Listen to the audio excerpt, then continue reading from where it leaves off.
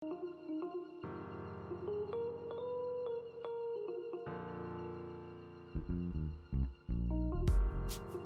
the more that I network, the more I meet different collectors, individuals who are interested in collecting, individuals who are just starting to collect, the more I network with them and have opportunities to meet them and have opportunities to see their collection, I'm always also asking them questions about collection management. I'm also asking them questions about documenting their collection.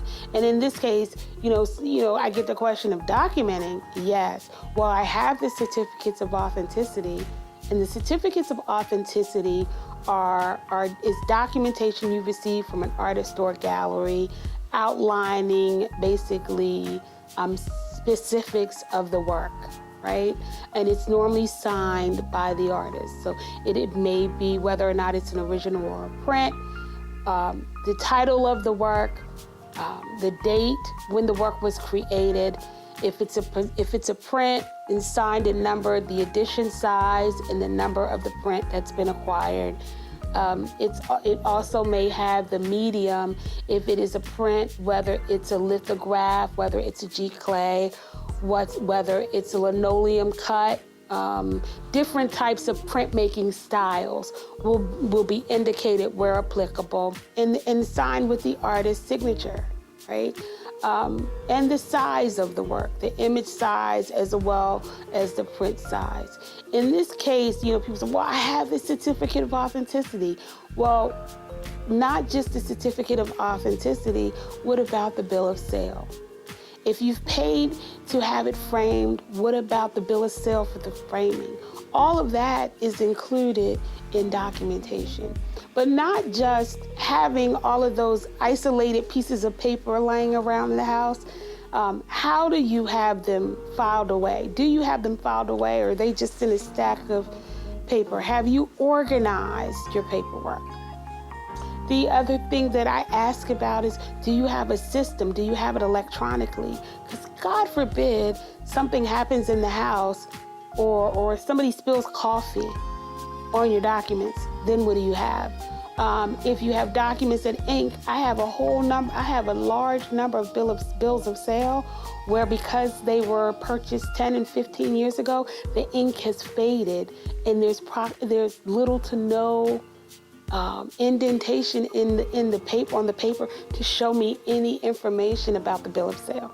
I believe in a point of saturation, and saturation in the sense that you have access to your collection information everywhere. It may be on your smartphone. It may be on your laptop. You may have it in a safe deposit box in your bank. But that you have that everywhere, so that in the unlikely incident or chance that something happens to artwork or something happens to your home or wherever you're living, you have different places you can go to put your hands on that information for insurance purposes. That's one of the reasons why you document. And of course, this is stock. Just like you would get reports from TIAA Craft, or you would get reports from your stockbroker, you need to have information about your artwork and whether it's appreciating in value, and the appraised value of the work and the retail value of the work. And there's a difference between the two.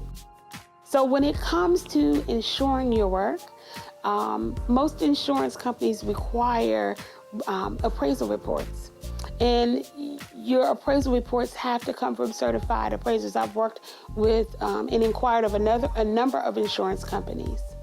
And they said, we need a certified appraiser, right? And so you will have gallery owners that will give you a document that talks about the appraised value of the work.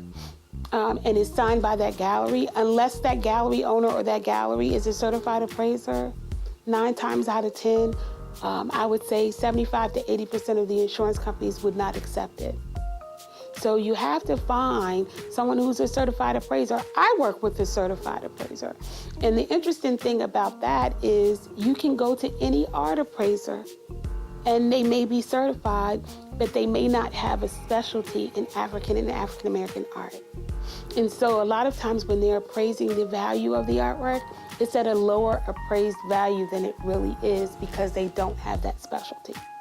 So the collector needs to have developed to find first, and then to develop and have a lockstep relationship with a certified appraiser who is specialized in African and African American art. When you're talking about documenting, think about documenting and having an inventory system or a collection management system electronically. You have Microsoft Excel or Microsoft Access or InfoPath. There are different types of tools through the Microsoft suite that you can develop and customize your own database or spreadsheet, providing all of the information you would need to provide for the purpose of documenting.